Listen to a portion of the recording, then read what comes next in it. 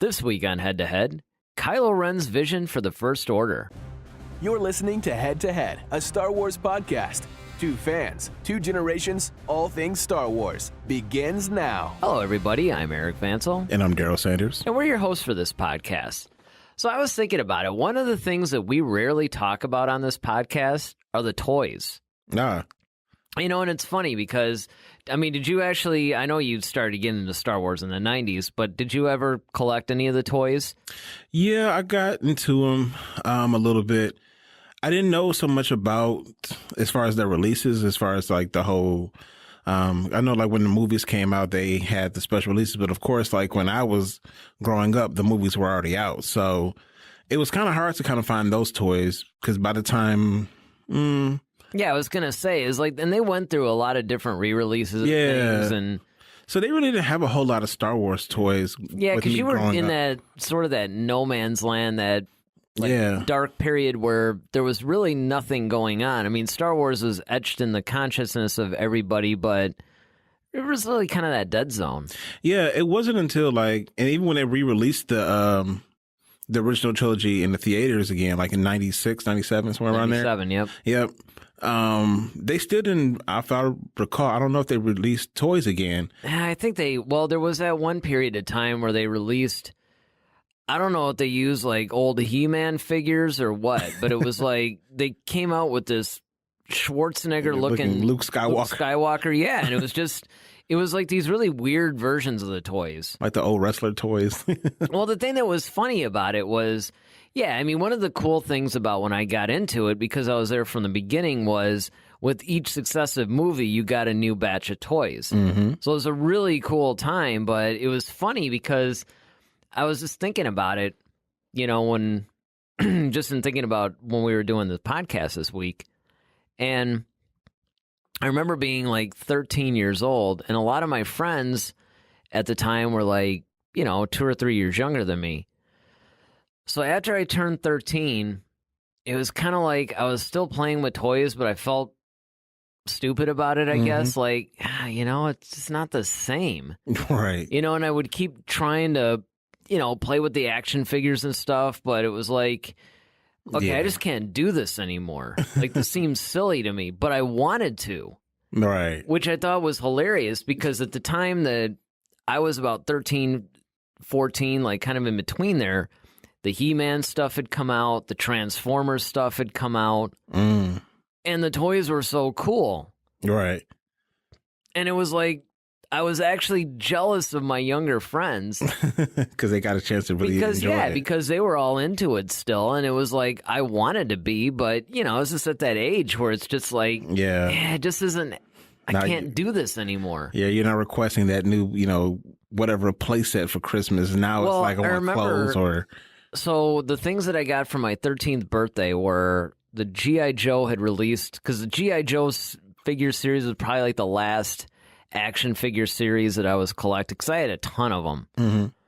And they had this tank, and it was like if you moved the top turret, the one that would have like the little machine gun, like forward, it would actually go, and, you know, whichever way you would turn it was battery operated, so it would go in that direction. You know, and I got it for my 13th birthday, and I was kind of excited about it, but as time went on, it just... Yeah, it didn't have the same feel. Yeah. I had the same thing with me, like, growing up. So, for me, it was the Ninja Turtles was kind of like the big thing. Right. Like, in the 80s. So, like, the Ninja Turtles, and so, probably around that time, like, that's when Ninja Turtles, Transformers was still popular. And then, of course, Power Rangers came into the scene, and that just blew everything wide open. And that was our big thing, you know, for me growing up.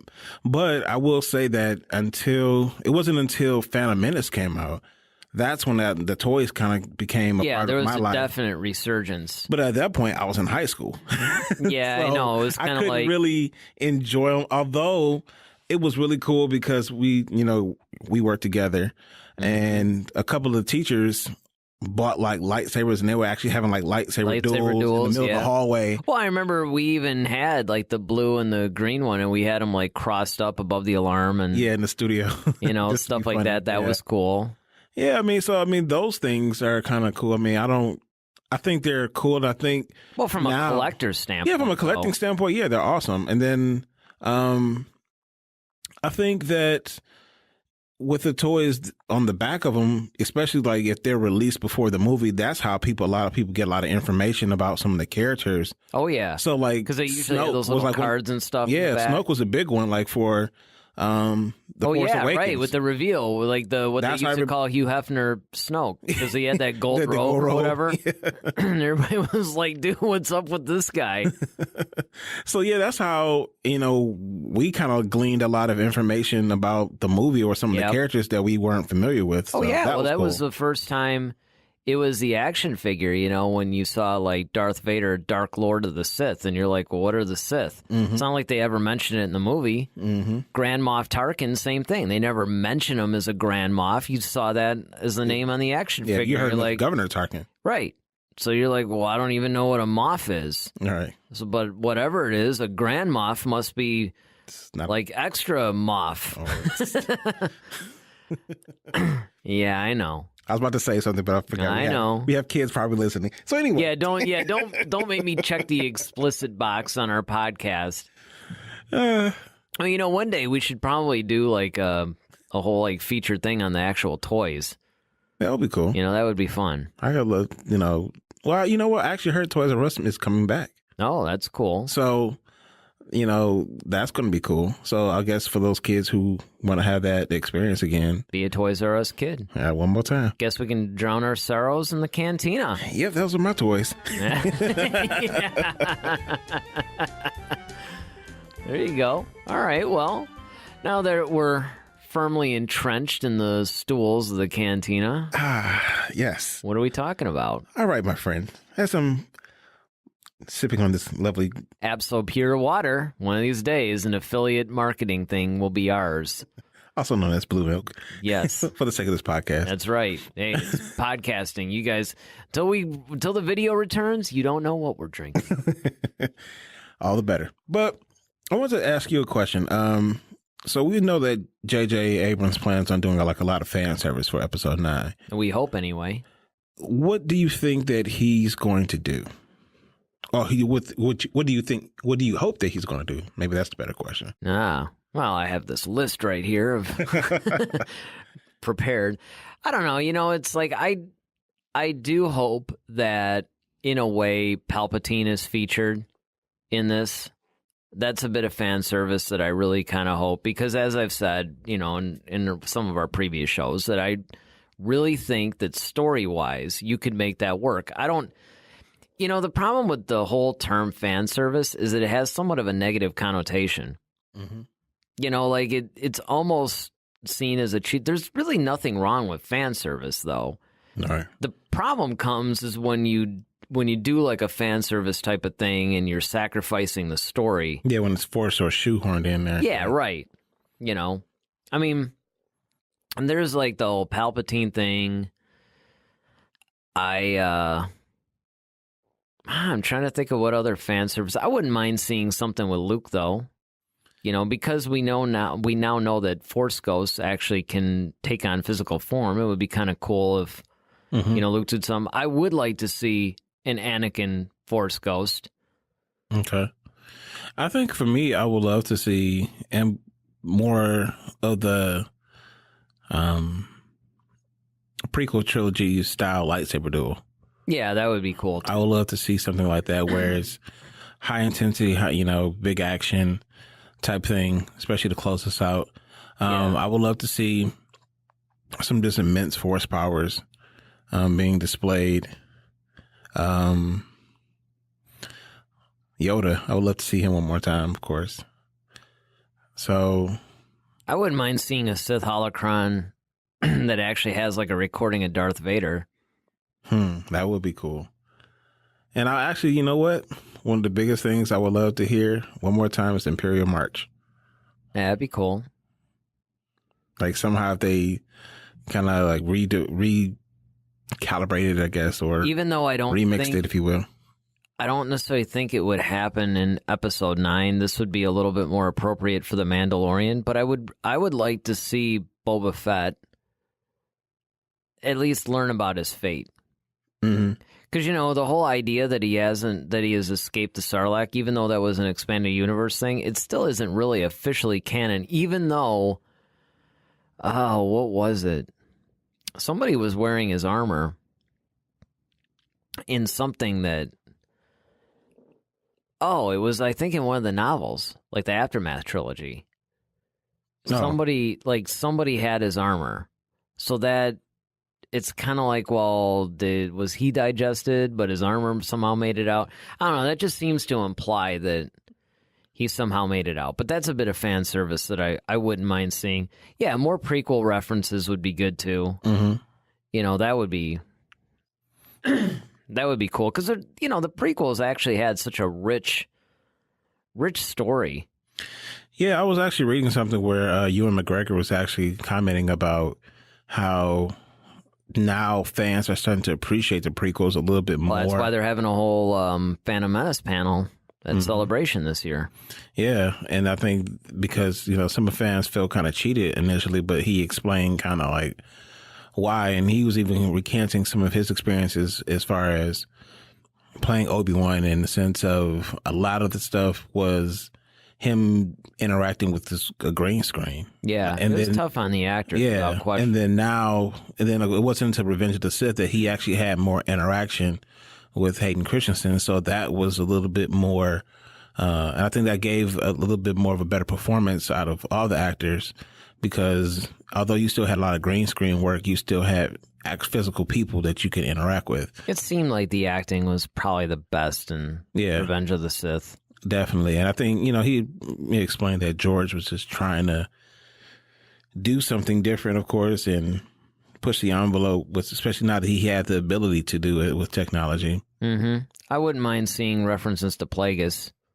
I think that would definitely make sense. And that could tie into Palpatine. Mm-hmm. Another fan service thing, at least this fan service at this point, was, are we going to stick with Rey's lineage being they were just junk dealers that just left her? Because if they're not, let's find out once and for all who she really is. Yeah. I also love to see Thrawn.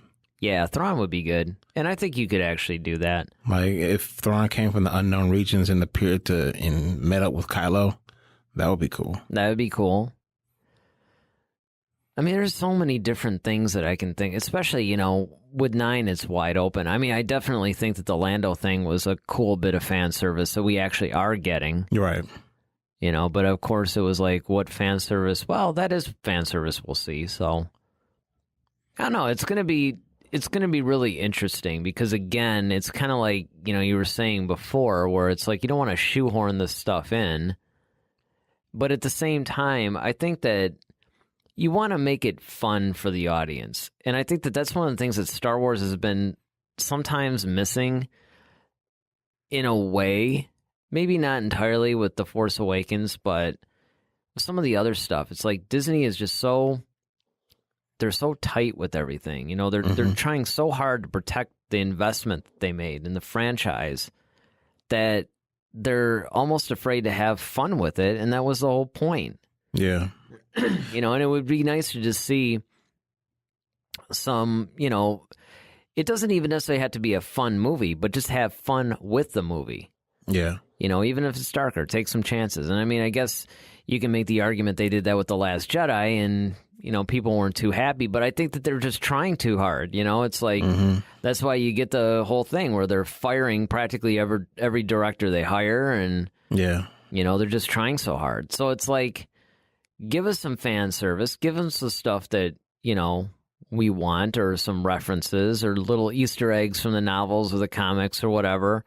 Reward the fans like us who have stuck around, consumed, some of the stuff, because it's kind of like, I get it. A lot of times people will be critical and they'll say, well, they can't put this from the novel because you have a whole bunch of people that would go see this and they won't even get the reference. And I'm like, okay, fine. But what about those of us who have read the novels? I mean, They're selling like thousands upon thousands of books. They're on the bestseller list. Yeah. And plus it's like, okay, if you don't, I mean, that's how you gain more fans, in my opinion, is okay, you put something out there and everybody's like, oh yeah, it's just no different than,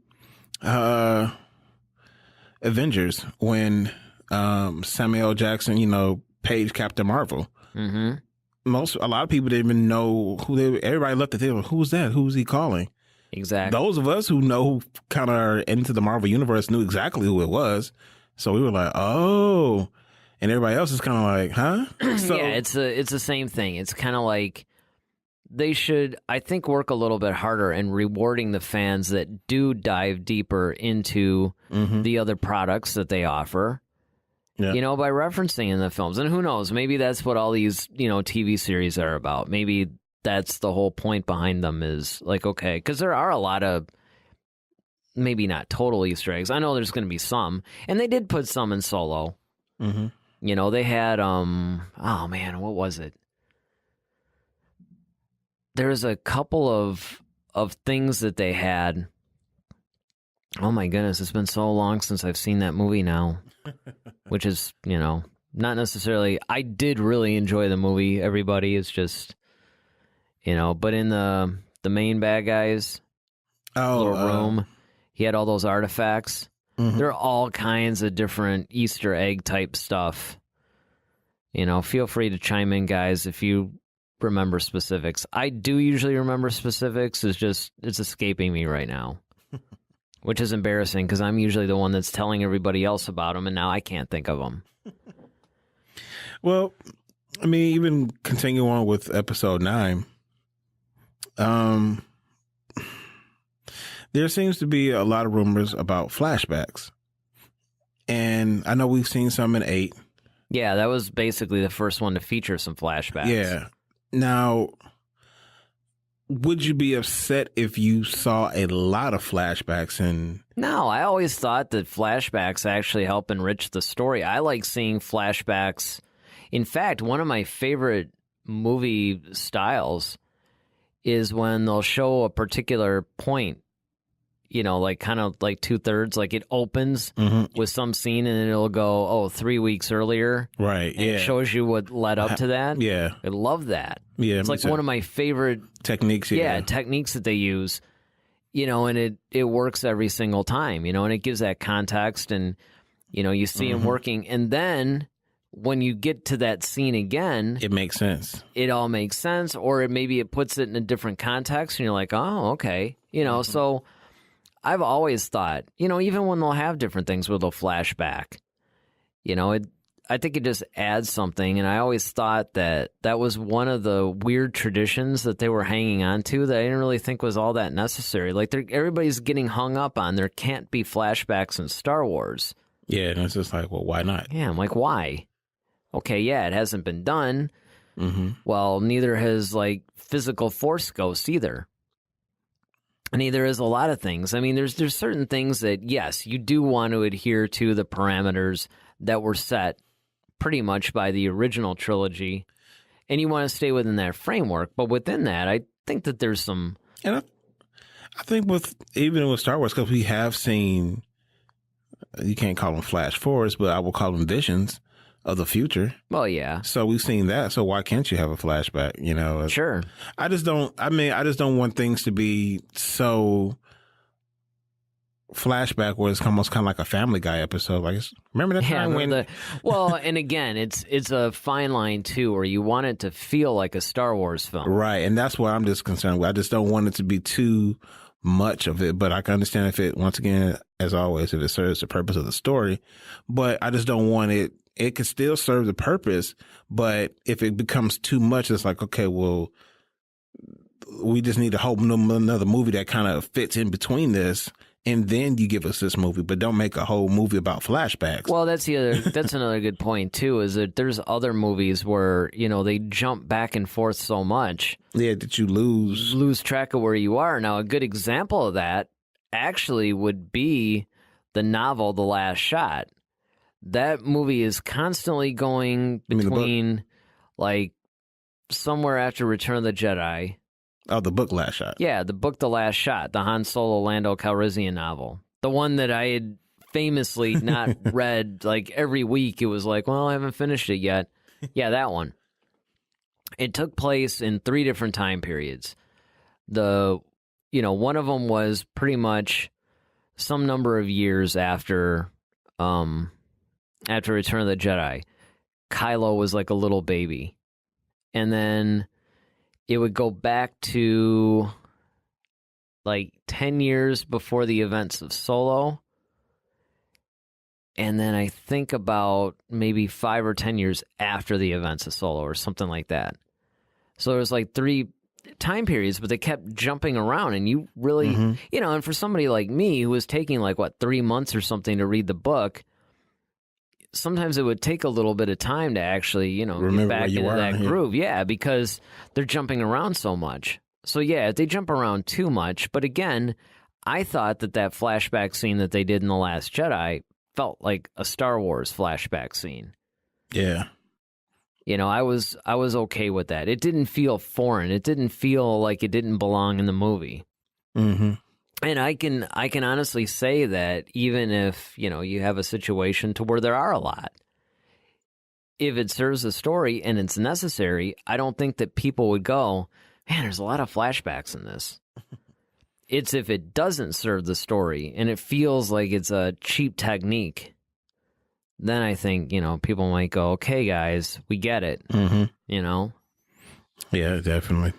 But, well, it's like anything else. At least we don't have as long to wait now. Right. 7 months. And well, actually, no, more than that. Like 9 months. Yeah.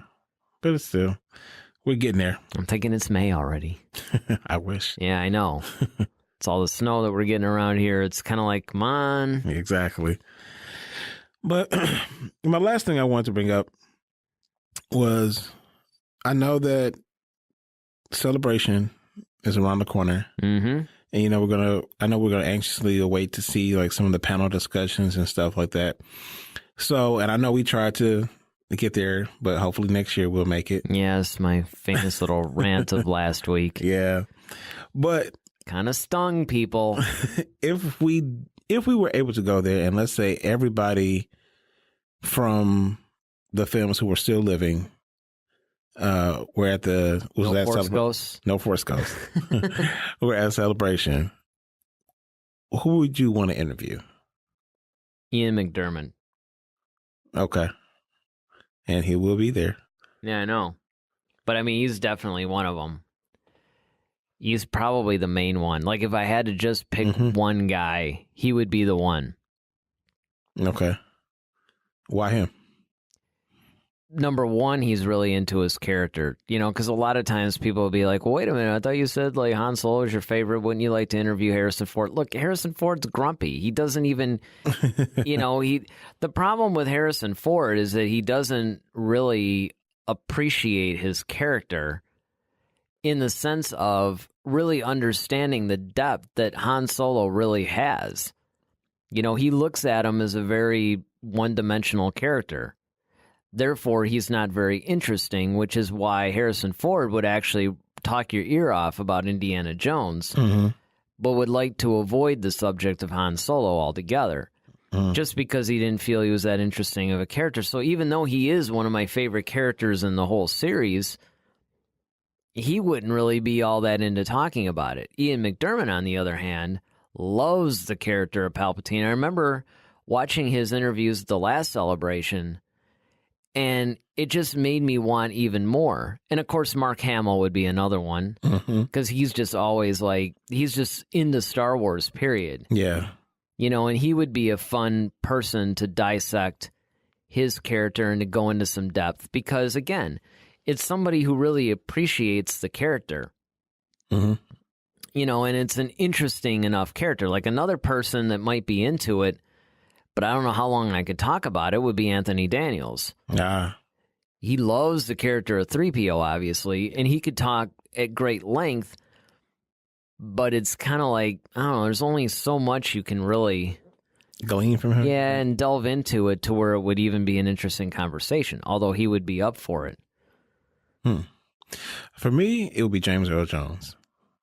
Yeah, that would be good. I think James Earl Jones, just simply because his role in Star Wars is very iconic, but he never wore the costume, so it's not like it's not him physically in there, but you almost feel like his presence is almost in that suit. Oh, yeah. And just the way he delivers, like, okay, yes, he has this big, booming, deep voice, but like trying to deliver some of the lines, how did they try to like, what was his, I guess, thought process of trying to convey his interpretation of what Vader was? Well, the other thing, too, that you have to look at is the fact that because it wasn't him in the suit, he essentially had to watch David Prowse's performance and then emote that.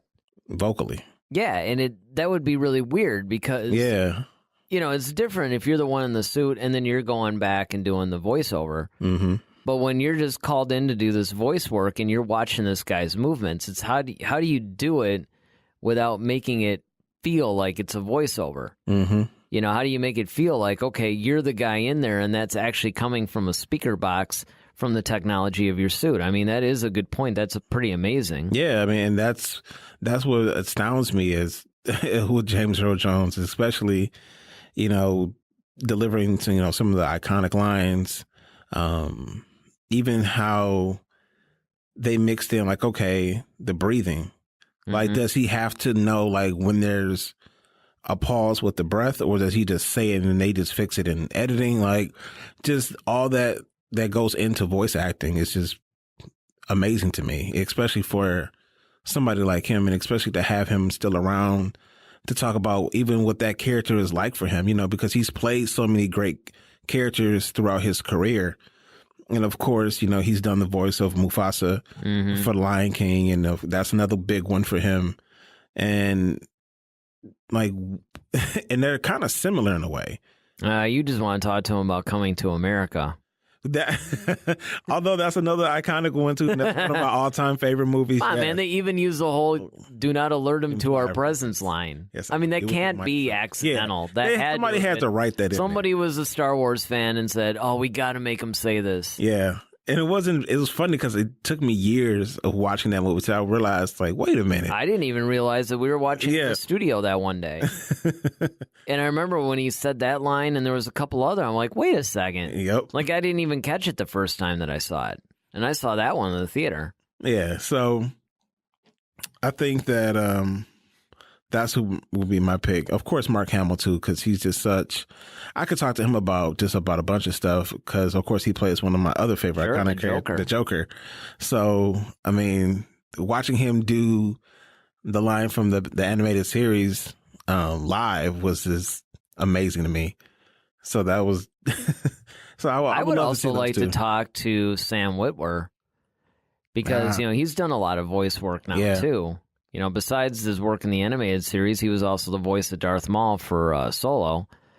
So, and the thing is, he's so knowledgeable about Star Wars, and he's such a big fan of Star Wars that it would just be amazing to talk to somebody like that. And that's pretty much what it would be. I would want to talk to somebody who's actually a fan of the work. Yeah.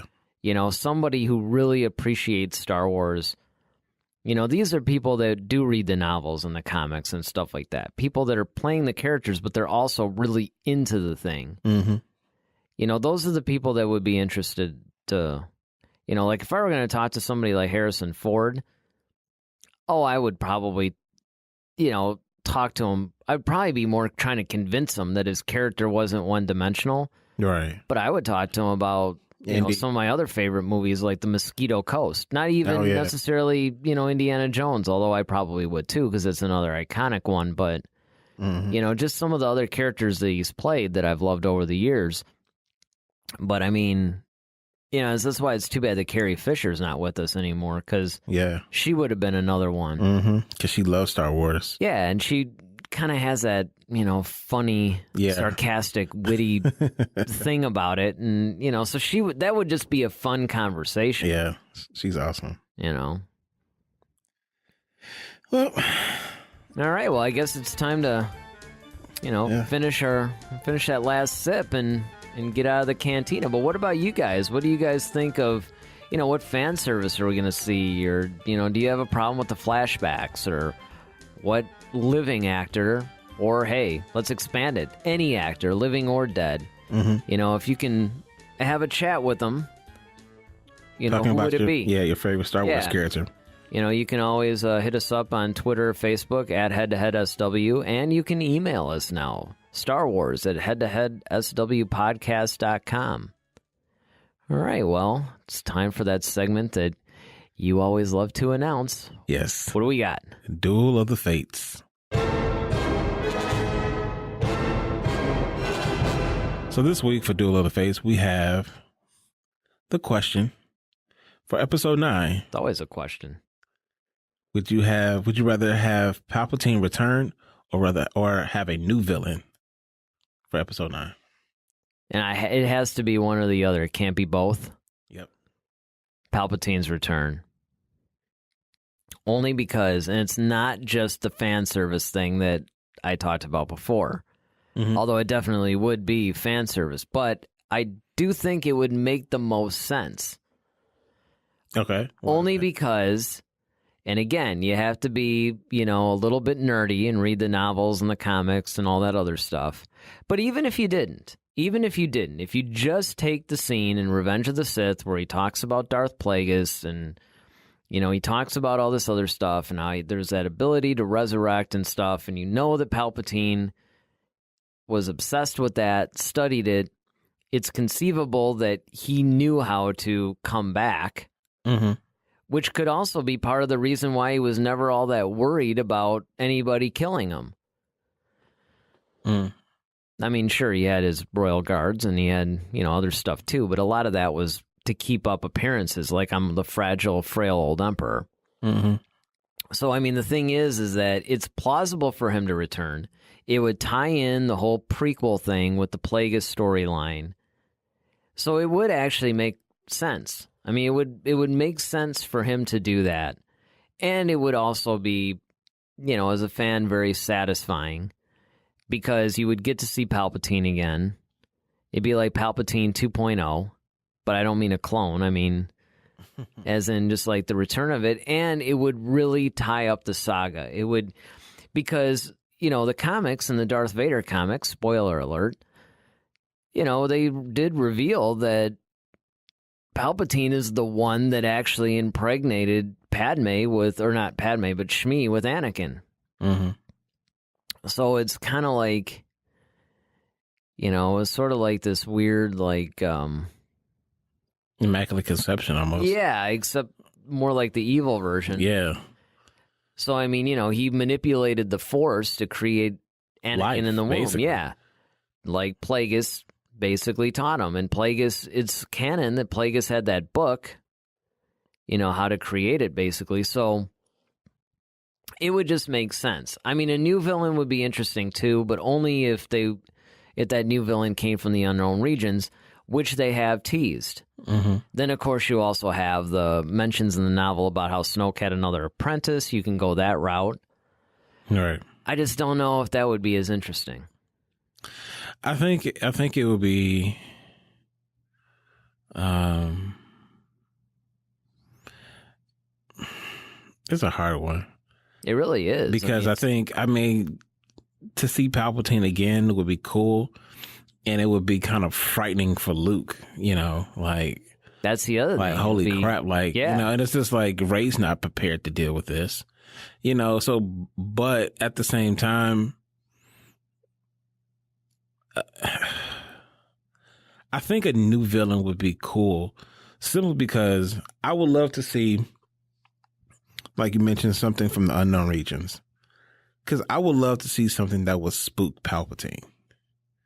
And on one hand, you almost have to look at it from the standpoint of, with a year of training that Rey had, or Rey will have, because it basically takes place a year after The Last Jedi.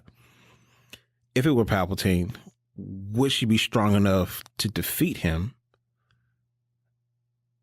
And if she isn't strong enough to defeat Palpatine, how could she defeat someone that's more powerful than Palpatine? But then you do have to ask the question, well, what happens with Kylo then? Because would they join forces? Well, and that's then, kind of that's been the rumor. Yeah. That's been the rumor no matter what they do, is that there's going to be some new powerful villain. And it's going to be one of those things where Kylo's going to have to join forces with Rey and then, the Resistance. Now, a lot of people, of course, are like, oh, great, Kylo's going to be redeemed. This sucks. But not necessarily. They could do it in a way where it's kind of like, okay, we have to join together to defeat this enemy. But as soon as this is done, we're done. Right. And they could do it that way. And I mean, there's some people that, as much as they want Palpatine to return, they think it would almost cheapen the end of Return of the Jedi. Yeah. And I could see that, but it would if you eliminate the sequel trilogy, but in a way, it's kind of like, okay. You mean the prequel? No, the sequel, because the prequels were all part of it. It's like episode 1 through 6 is a neat thing that basically ties itself all together, right? Mm-hmm. So there's a definitive beginning and ending there. All right. You could imagine as the Ewoks are singing their Yub Nub song and, the Palpatine stuff is being taken care of, like it's being torn down and, whatnot, right? That's a nice definitive ending. All right. But once you add the sequel trilogy, now you're adding another whole dimension to it. And now you're putting different things into place. So if you bring him back and then you do this other definitive ending again, but something that ties it up, because, I mean, the thing is implied anyway. It's like you put the Plagueis thing out there with episode 3. And Palpatine has pretty much talked about how he's studied a lot of this stuff and he's spending a lot of time. Then you had this whole contingency plan he had for the Empire that's introduced in the Aftermath trilogy. You have all these other little things that are hinting towards something. It's hinting towards a bigger storyline. The only reason why people would feel that it's cheapening it is because we've lived with Palpatine's death for 30 years or something. Mm-hmm. But if you actually had released these movies like every 3 years, so like if episode 9 came out, say in, I don't know, like 1992 or something, it might not have felt like that. But because we've actually lived with this for so long, we're like, ah. Oh. Yeah, I mean, but see, because my thing is, if you bring Palpatine back, it's kind of like, okay, well, how does he die eventually? Like, you got to ask yourself that question because, all right, if he brings himself back and let's just say he's like, you know what, Kylo, I'm going to be your master. And like I taught your grandfather, and I'm going to show you I was the one who made him as powerful as he was, and I'll teach you, or something like that. Maybe it's like a Scooby-Doo thing, right? They ripped the Palpatine mask off Snoke. And I got away with two. Well, I mean, they could do it, though, because it just depends. I mean, even though it seems slightly definitive when you throw somebody down a shaft, reactor shaft like, at that. and a bunch of blue energy and smoke comes out, that seems like a pretty fairly definitive ending. Mm-hmm. In the world of Star Wars, maybe it's one of those things where, maybe he pulled an Obi-Wan. Well, I mean, that's the Sith version. Well, that's the thing. You still had the whole Force Ghost thing to contend with, too. Well, I'm saying, like, if he pulled an Obi-Wan, but we don't know what the Sith version is like, where I think I read somewhere where Sith can actually, it's almost like a witch can, like, possess another body. Yeah. I mean, they could do something like that, or they could do look, they brought Darth Maul back, and he was chopped in half and fell down a shaft, mind you. True. So it's not like it's beyond the realm of possibility. You can use that same argument on Darth Maul. Well, then how do they ultimately kill off Darth Maul? It's like, well, depending on what it is, I mean, I don't know, maybe he says his name backwards or something. I mean, it's like... Mr. Mix-a-Plick. Yeah. I mean, it's kind of like one of those things that maybe there's this thing in the whole Plagueis thing, like, hey, you can keep coming back, but if this happens, then it ends the whole cycle. And maybe there's some Jedi text or something that, who knows? I mean, the problem is, and I think this is the issue we're going to have, which is, well, it's an issue, but it's actually going to make the discussions a little bit livelier and more fun, is the fact that we don't really know the context of the story. Right. Has Rey raised a Jedi army, for instance? Or is she still counting on her own powers and still training with Luke and reading the Jedi novels or texts or whatever? PDFs. Or... PDF files or, whatever it may be. I just wonder sometimes, before we actually start speculating too heavy on a lot of these different things, it would help if we even had a trailer so we could at least see. One more month, my friend. Yeah, I know. But it's like, well, that and a title. A title will tell us a lot, too. Like, if it's actually called Balance of the Force, like everybody thinks it is, well, that tells us a lot. That means that, okay, this is going to be a Force-centric movie. It's going to focus on the Jedi, and maybe it's a Sith, maybe it's a Sith-like villain. Whatever it is, whatever's throwing the Force out of balance, the dark side and the light side, it's definitely going to focus on those two things.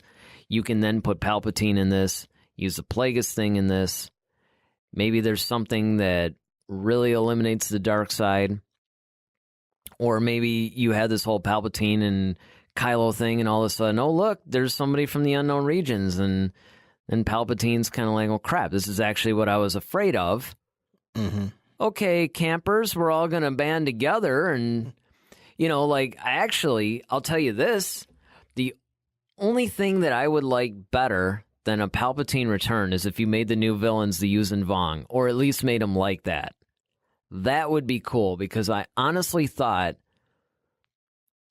it got a little convoluted. Like, I think they could have told the story in about half the books. Yeah, they had a lot of filler books. A lot of filler books and a lot of unnecessary subplots. And that took it away from the main thing. But if you actually, when you start reading, like, I'd say like the first 6 or 7, where they're really setting up the story and they're showing this thing, you actually really felt the horror that these people were feeling, because, their answer is like, oh, these guys are really powerful. Great. Send in the Jedi. They'll take care of them. And then when you find out the Force doesn't even have any effect on these guys, you really, at that point, and you're just watching the Jedi just get their butts handed to them, basically. And even Luke, who we've seen all these things that he can do, and even he's falling to these guys. And you're just like, you feel that emptiness and that hopelessness as you're reading those early novels, that I always thought, man, if they just brought this into the movies, like if they made a really good, concise movie about this, it would turn everything. It would actually be a positive thing, because it would be something we've never really seen in Star Wars before. But it's kind of an interesting thing. So now if they did something like that, and even if they wanted to do both, bring Palpatine back, and then something like the Yuuzhan Vong comes in, and it's like, well, now what? Because you had that. You actually had, I remember when the remnants of the Empire, because the New Republic and the Empire had signed this treaty that they'll basically leave each other alone. And Admiral Paleon, who was Thrawn's right-hand man in the expanded universe, he was basically like the guy in charge. He was the Grand Admiral. He was the one that was basically the head of the Empire at that point. And he resisted. And then when the Yuuzhan Vong finally started attacking the Empire, you had a lot of guys that were like, well, if Palpatine and Vader were still around, this wouldn't even be an issue. And of course, you got to wonder, I wonder how he would have handled that. And I wonder if he would have, like, known a way to deal with them that, the Jedi wouldn't. Because and there were rumors about this, too, is the fact that this new villain, would be using more organic type armor. I mean, they really were describing a lot of Yuuzhan Vong type stuff. So that would be cool. That's what I would really like to see if they were going to bring a new villain into it. Gotcha. What do you guys think? What kind of, would you rather see a new villain? Would you rather see Palpatine come back? Let us know. We'd love to hear, your thoughts. Well, the rumor is the new villain is Rian Johnson. He's coming back, and he's gonna. And he's got 3 more. Yeah, It's like, well, I don't know if we can, yeah, that's Those are rumors that I've been hearing. Just saying. But yeah, hit us up. Head to head SW, on Twitter or Facebook. All right. It's time for our next topic, I believe. Yeah. So I know this next topic is from a certain point of view. Our feature topic. Yes, it is. And today's feature topic is, what is Kylo Ren's vision for the First Order now that Snoke is gone? And I know we can't really truly say what it is because, like you said, we don't have a title. We don't know what this movie is even about, per se. No, but you're talking about basically like if we look at the fact that it's The Last Jedi, and it's a little strange because it wasn't like he was planning, at least that we know of. It didn't seem like him overthrowing Snoke basically was like a premeditated thing. I think what was happening in The Last Jedi, at least from my point of view, from a certain point of view, I think from my point of view, and I'm sure a lot of other people, I'm sure a lot of you guys maybe share this as well, is that it really seemed like when Snoke was taunting him, that Kylo was kind of like, you know what? I'm never really going to be good enough for this guy. And I don't know that I need him anymore. I think I'm there. I don't really need his training. I don't need him to be the guy. I think I can do this on my own, so I'm just going to cut you in half. So he obviously, even though we're just speculating, obviously, I mean, he obviously had some sort of a vision for where he wanted to go with the First Order that that Snoke would have been in the way. My whole thing is, I don't even know if he really truly wants to rule the galaxy. I mean, I don't know if he really wants to rule the galaxy. I don't know if that's his ultimate goal, or if it's just okay, at one point, because... Well, he seemed like it, though, because he was trying to tell Rey, hey, listen, you can join me. And, I mean, granted, he kind of gave the whole rule the galaxy speech without coming out and saying that. But no, I think you're right. I don't think his...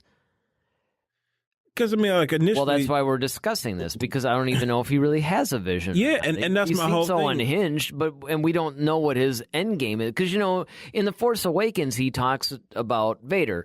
Okay, I'm going to finish what you started. And right. So that looked like, to me, that was the vision. He wanted to be the next Darth Vader. He wanted to lead almost... I don't know if he necessarily wanted to avenge the Empire and by creating a better one and basically taking what Vader did and take it to the next level. But that seems like if we're going to ascribe any kind of a vision to Kylo, that would be the one.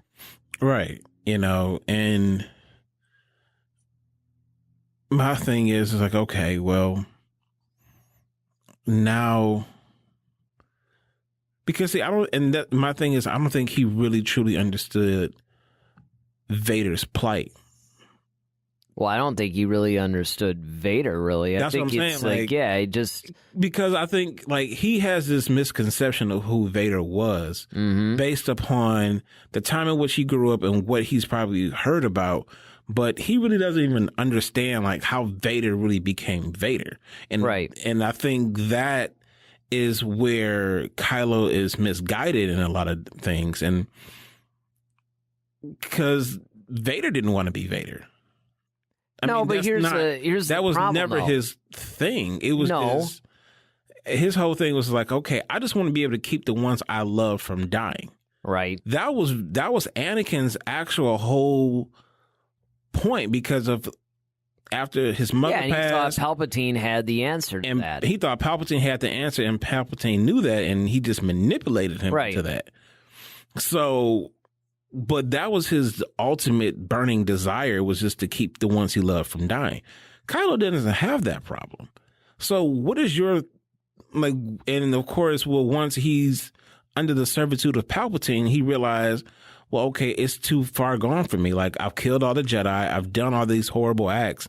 I can't go back. I can't turn back to the light. I'm just stuck, until Luke actually showed him that, hey, you can. And that is the thing that I'm worried about. Kylo is like, okay, well, all right, where are you really trying to go?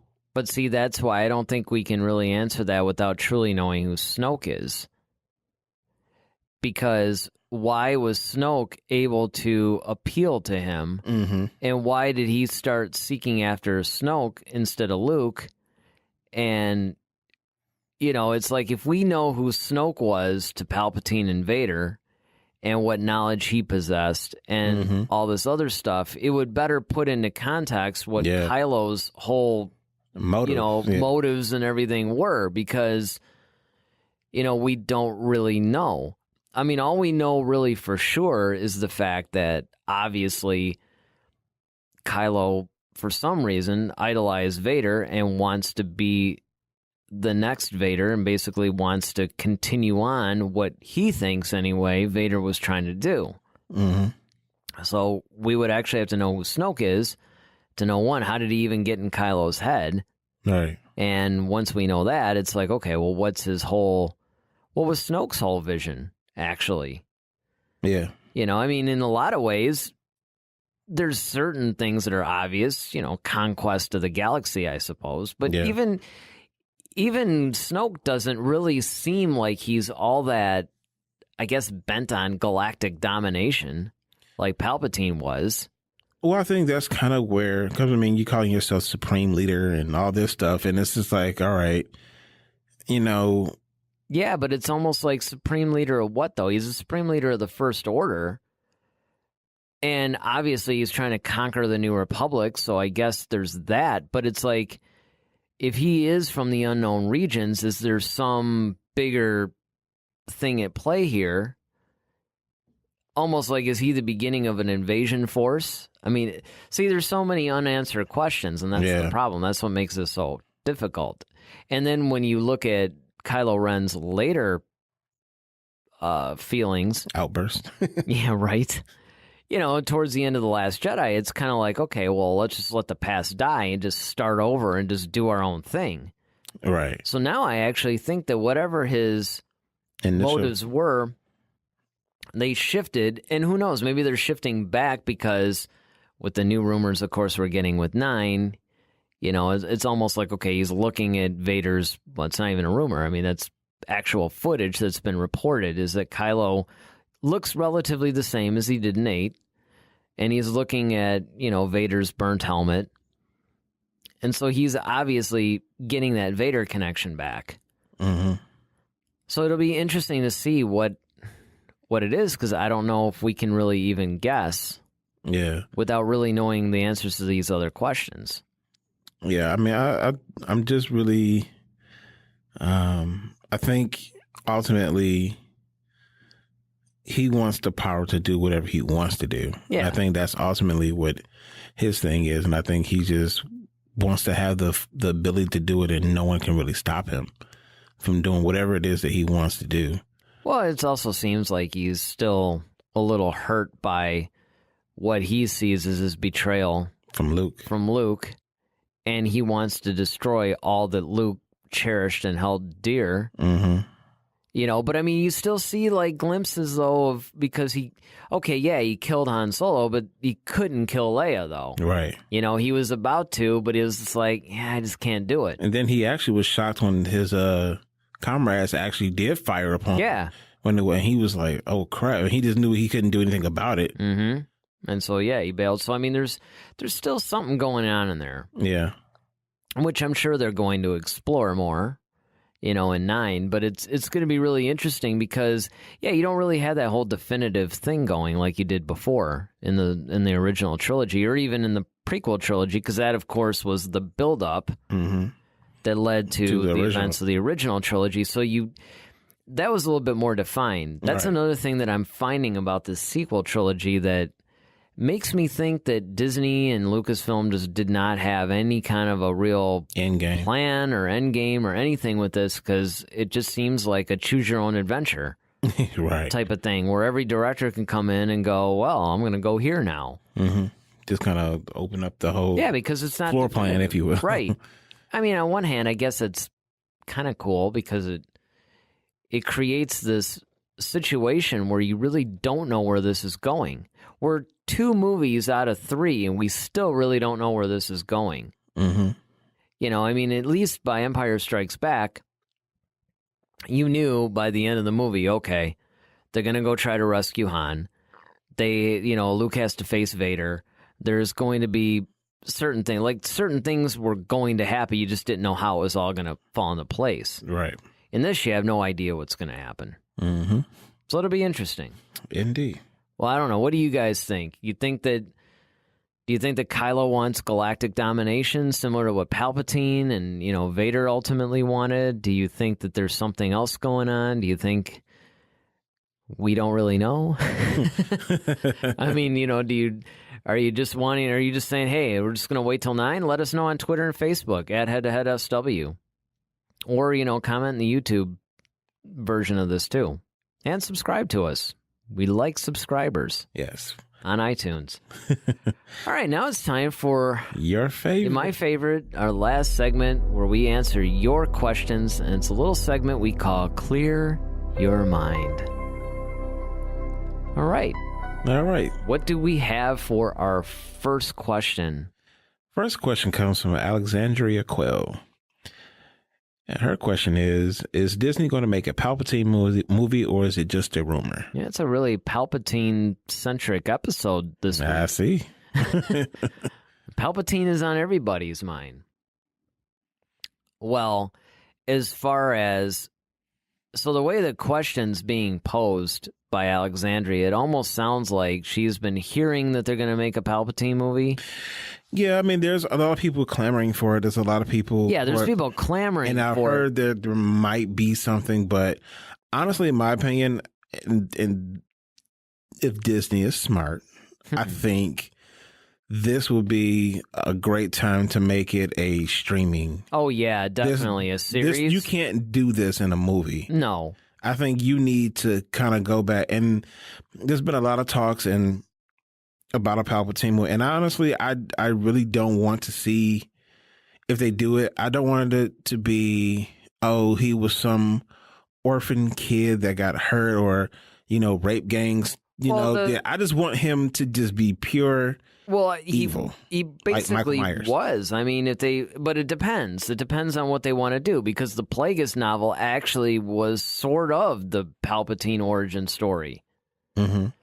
And apparently, even though I haven't read it, apparently it was very good. And a lot of people, a lot of the fans are clamoring for them to just they're not even saying write a new one and, take some story. They're saying, no, make this novel canon. Yeah. That's how much they love it. That's why I'm so curious to read it myself. Yeah. But let's address the Bantha in the room. Had to do it. Oh, clever. Basically, if there's any rumor that a movie is being made, that is false. There's no movie that's being made as far as a Palpatine movie. Now, as far as anything on the streaming service, that's just rumor. The only thing that's been confirmed is we are getting The Mandalorian, we are getting Cassian. Mm-hmm. There's, rumors of an Obi-Wan TV series now that's supposed to be maybe like a limited run, like a 10-episode thing. Who else did I hear? There's another one running around too, like some other series that they've been talking about, but no mention of anything Palpatine related.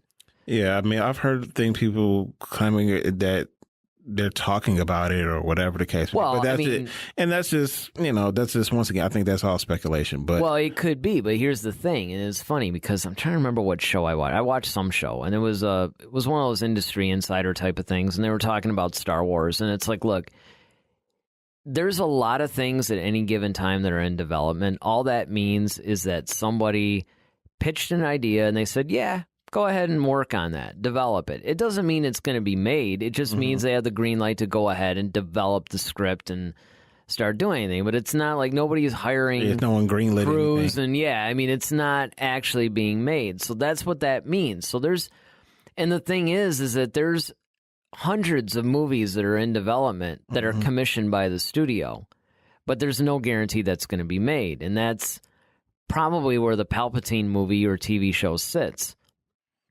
Now, of course, I had to say that because the question says, is Disney going to do it? Right. Or is it just a rumor? Well, it's just a rumor. But should they do it? Yes. And I wholeheartedly agree that yes, that's the one thing they should do. I would rather see that than Obi-Wan. Or at least I'll put it to you this way. I'll be more excited for that one than Obi-Wan. Yeah, I would too. I mean, as much as I want to see an Obi-Wan series of some sort, I would definitely be more excited for a Palpatine series. Mm-hmm. And I just think that it's a necessary thing. I mean, I'll go beyond, it would just be cool. I think it's almost necessary at this point to show some of the stuff.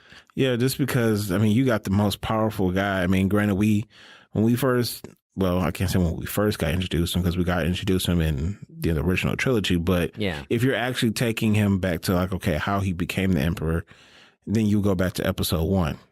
But I think that... Yeah, it's how did he become a Sith? I mean, it's he's this ultra-powerful guy that nobody has challenged, and it's like, okay, well, when you go back to your Plagueuses, and then, of course, Darth Bane, who created the Rule of Two and all this, where's he fitting in all that? You know, you want to see, how did this guy become who he is? I mean, it's like you said, the prequel showed how he rose to power as essentially the Emperor of the galaxy, but it's like, well, how did he rise to be this powerful Sith Lord? And how did you stay in hiding for so long? Yeah, too. And how is he able to do all these things? Like he's pretty powerful. He's blocking Yoda, Mace, a whole council of people by himself. Like, how do you get away with it? Absolutely. You know, and it's like, I'd like to see some of the other apprentices. One of the things that I thought that the prequel, well, particularly the first one, well, you know what? No, the whole thing. I thought that it was really cool and very smart on George Lucas's part that he introduced us to other apprentices besides Vader. The fact that you see, wow, this guy actually had a couple of apprentices. Dooku. Yeah, at first he has Maul, then he has Dooku, and they're very different apprentices. And then when you compare Maul to Dooku to Vader, it's like you see all these different facets.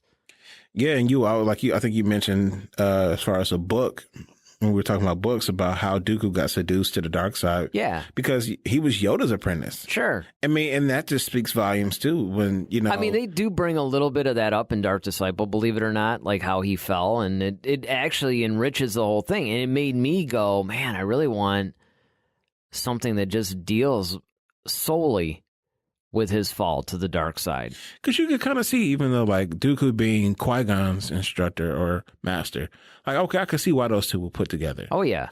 You could see parallels between those two. Absolutely. And then you look at Obi-Wan and Qui-Gon, you can say, okay, you know, there's stark differences between the two. But when you have Yoda and Dooku, you know, it's kind of weird because in some ways, Dooku has that wisdom and that regalness and that kind of calm patience. But at the same time, he's super powerful because... Well, he's got a little bit of a nasty streak. Yeah, exactly. He can be quite ruthless, you know, and it's kind of like, wow. You know, and you kind of wonder, like, okay, well... but if I remember from the Dark Disciple novel, there was a definite... It was almost like one of those... If you really look at it from his perspective... You could see why he might have done some of the things that he did. I mean, I just think that it would be cool not only to see that, but, you know, one of the things that would be cool as a topic for our podcast, as maybe a feature topic, is what if Qui-Gon had trained Anakin? Yeah. Because I actually think in a lot of ways that Anakin wouldn't have turned like he did if Qui-Gon had been his master instead of Obi-Wan. Absolutely. But that's where I'll leave that, because I do want to make that like a future topic. But I mean, those are the kinds of things that, you know, you can explore in the movies that I really think that they need to focus on, because there's some people that would say, well, we don't want to make the universe smaller, give us new, give us whatever. But it's like, it's not necessarily about making the universe smaller as much as it is enriching what you have. Right. And exploring these characters that really deserve to be explored in a deeper way. Absolutely. You know? All right, so we're finally answering Patrick McIntosh's question, I see. Yes, we are. Yeah, he wrote us on our Facebook page, like you all should be doing, at Head to Head SW. And he asked us a question. Who else knew about Anakin and Padme? Oh, yeah. That's a good question. There's only really a handful of people that knew. Yeah. And some of those answers we get in the novels, believe it or not. Well, of course, we know the droids knew. Well, yeah, the droids knew. Obi-Wan. Yeah, Obi-Wan finds out later. Palpatine knew. Palpatine did know.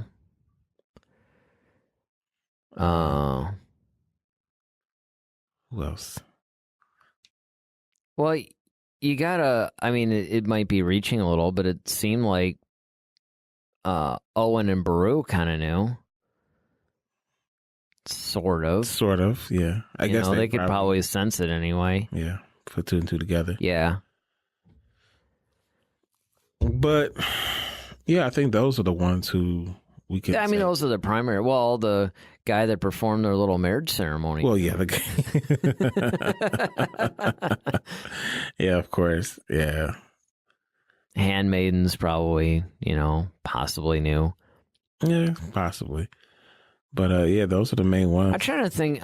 What I'm trying to do as we're talking about this is scanning, my brain. Right. To see, like, if there was any mention in the canon novels. Because the problem is that the prequels came out, obviously, pre-Disney. And so there's all these novels that are in the expanded universe that are no longer canon.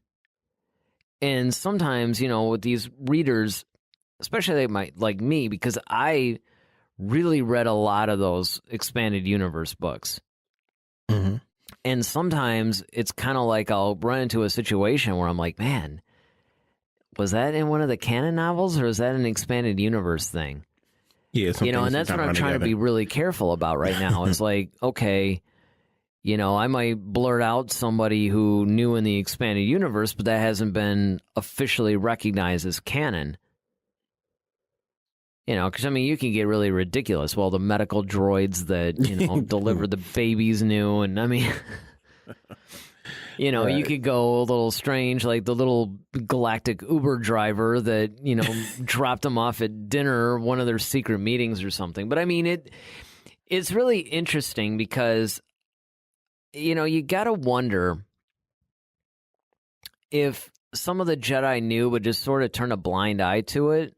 Or because Palpatine was blocking their ability to use the Force, if they were just oblivious. I think they were probably more preoccupied with everything else, man. You got this whole Clone War thing going on. The galaxy falling apart? Yeah, the galaxy's falling apart. They got the Sith Lord running around. They don't know who the heck he is. They got bigger problems to figure out who's Anakin, dating, over on, Galactic Tinder. Well, but you got to look at it this way, though. If you've got the chosen one who has the urge or something, and he's not really supposed to be having attachments, it seems like that could be a dangerous tipping point for the universe. He would be the one guy that I think they would be keeping a lot more track of. Well, I don't think they really pegged him as the chosen one. I think that was kind of one of those things like, we'll see. You got to wonder if the Jedi kids are making, hey, there goes the chosen one. Hey, chosen one, give me some blue milk over there. Yeah, I know she'll be able to do it. You're the chosen one. Yeah, yeah, I'm choosing you, chosen one. But yeah, I think, like I said, I think they had a lot of different things because they had so many conflicts spread across the galaxy. They were trying to figure out who the Sith Lord was. Well, and he was hiding it. And then, too, he was hiding it well. And then they figured, like, okay, well... Hey, I think Jar Jar knew. Obi-Wan was still around, too. So they probably figured, like, Obi-Wan, if he will be the one to find out anything, because that's his master. They're close. They're like brothers, so... Yeah, but he did, like we said, he didn't find out until pretty late in Episode 3. Like, she was pregnant, actually. Yeah. But I think Jar Jar knew. Ugh. I know, but he did. It's like the question says, who else knew? I know. I had to say the J word. Yeah. But I do think that Jar Jar knew. At least it seems like that. Some Baltimorean is very happy to find out that Jar Jar knew something. Yeah, probably. But I hope that answers your question, Patrick. I think that I'd have to like delve a little bit deeper in that, but that's all that's really coming to mind as far as who knew.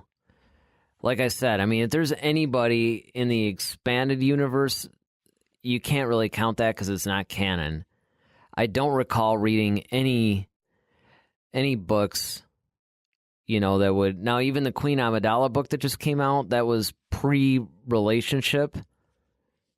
So I don't think that would have anything in there. Mm-hmm. Because, that obviously happened before she reconnected with Anakin again. Yeah.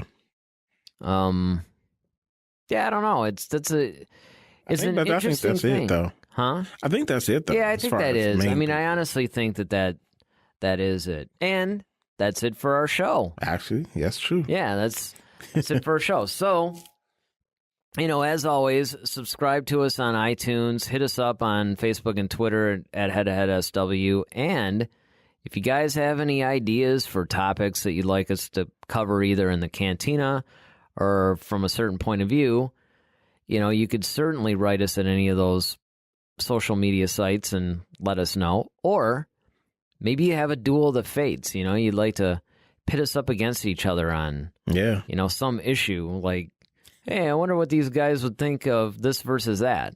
Yep. Definitely, let us know. Because, even though we enjoy doing this, I mean, we're doing this for you guys. So we want the show to appeal to you. So if you guys supply the topics, it will be more interesting. All right. Well, like I said, that's going to do it for our show this week.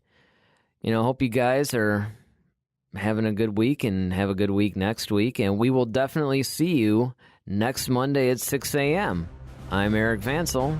I'm Daryl Sanders. May the Force be with you. Always. Head to Head, a Star Wars podcast. Be sure to follow us on Twitter at HeadToHeadSW. Submit your questions for our next show.